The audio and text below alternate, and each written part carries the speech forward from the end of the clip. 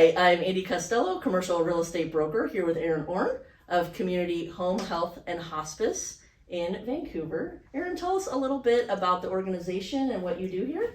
Sure. We are a hospice agency that has two sites, one in Longview and one in Vancouver. And we do hospice, home health, and we also have grief support for the community. And that's really important because as we were talking about, people don't talk about death and what happens. So can you tell us a little bit about how the organization began and maybe what your role is here? Sure. There was a woman named Lorraine Burnt who developed our organization in Longview in the late 70s. And she just saw the need of patients dying alone and developed the hospice up there and home health. And, every hospice has a mandated need to provide bereavement support. And so my role here is to provide the grief support, and I manage the social workers and chaplains. And so we really try to meet whatever needs that is in terms of grief in the whole community. Yeah, that's a big job.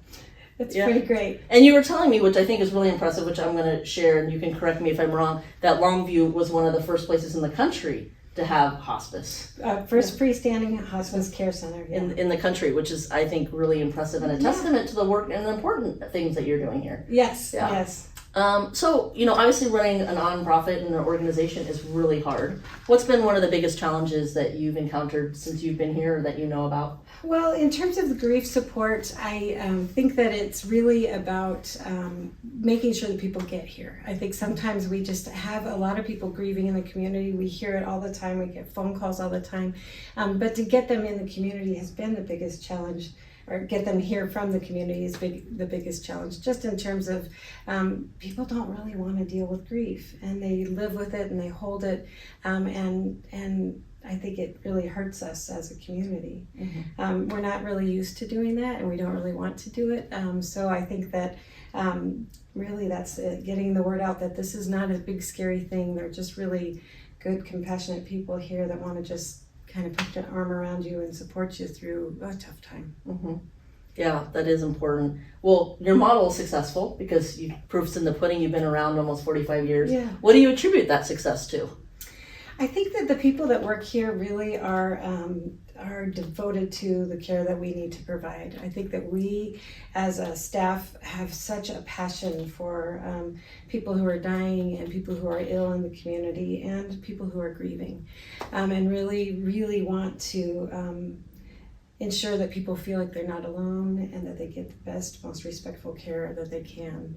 I know for myself in the bereavement and grief support group, I think that my group of volunteers who help provide support to children, to adults, whether it's grief classes or grief support groups, they are such a committed group of people that just give of themselves. They just see a need and they fill it. So, we couldn't do any of this without our volunteers. Mm-hmm. So that's really one of the biggest. Your success is because of your volunteers. That's perfect. What's one thing you'd want the community to know about community? I think that Community Home Health and Hospice has a commitment to provide grief support to anybody in the community.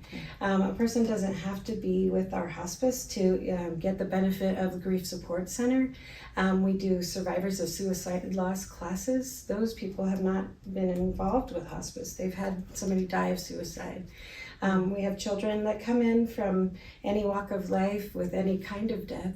And so, just to know that it's for anybody, not just hospice bereaved families. Mm-hmm. That is important.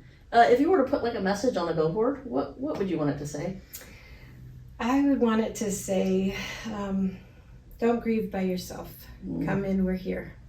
Mm-hmm. One of our mottos is in the Grief Center is helping hurting hearts heal. And so that's really our goal. We just, I think it's easy to just push it to the back burner and it just stays, mm-hmm. And I think the one way to work through grief is to grieve.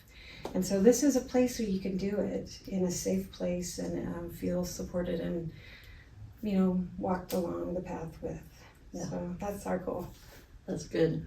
So tell everybody where you're located and then what's the best way to get some more information?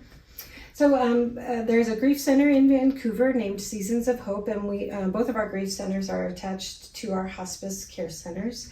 And then there's a grief center in Longview called the James Avery Grief Center.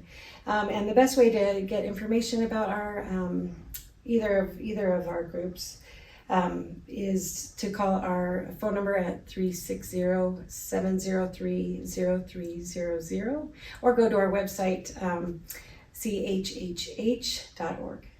And I will be sure to put the phone number and the website in the notes about the show. Erin, thank you so much for talking about what for many is a difficult subject. I really appreciate your time and sharing what you do here. Oh, it's my pleasure. Thank you. Thank you so much for watching this week. Take care of yourself, and if you can, someone else too. I'll catch you in a few weeks. Bye-bye.